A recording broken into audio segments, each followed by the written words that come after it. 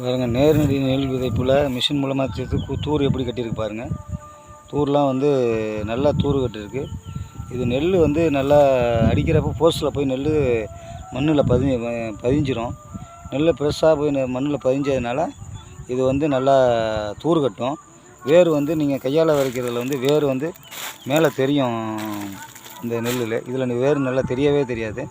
இது நல்லா அதிகமாக பதியறதுனால வேர் நல்லா ஆழமாக ஓடும். பாருங்கள், இது எப்படி இருக்குன்னு பாருங்கள்.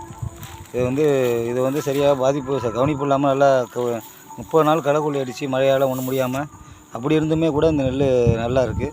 இந்த நெல் ரகம் 42. ஏகப்பட்ட பூச்சி அடித்து அப்படி இப்படி தேறிக்கிரி இப்போ தான் ஓரளவு நல்லா தேறி வருது. இந்த மிஷின் கருவி மூலயமா தான் செய்யச்சு. பாருங்கள், இதோட தூரை பாருங்கள் எப்படி இருக்குன்னு பாருங்கள். கண்டிப்பாக ஒரு நெல்லில் உள்ள தூரை பாருங்கள் எவ்வளோ வந்திருக்குன்னு பாருங்கள். அவ்வளோ நல்லா இருக்குது பயிர். இப்போ தான் 2 வாரம் தான் போட்டிருக்கிறேன். இன்னும் ஒரு 2 வாரம் கண்டிப்பாக போட்டாகணும். இது இந்த மாதிரி நெல் விதைப்பு கூப்பிடுங்க. கண்டிப்பாக வந்து நான் விரைச்சி கொடுத்துட்ருக்கேன். தமிழ்நாடு ஃபுல்லாக எங்கே பார்த்தாலும் விரைச்சி கொடுத்துட்ருக்கேன். நீங்கள் உங்களுக்கு தேவைன்னா இந்த நம்ம கமெண்ட் பாக்ஸில் நம்பர் போடுறேன், கூப்பிடுங்க, விரைச்சி கொடுக்குறேன். இதை சப்ஸ்கிரைப் பண்ணுங்கள், கமெண்ட் பண்ணுங்கள்.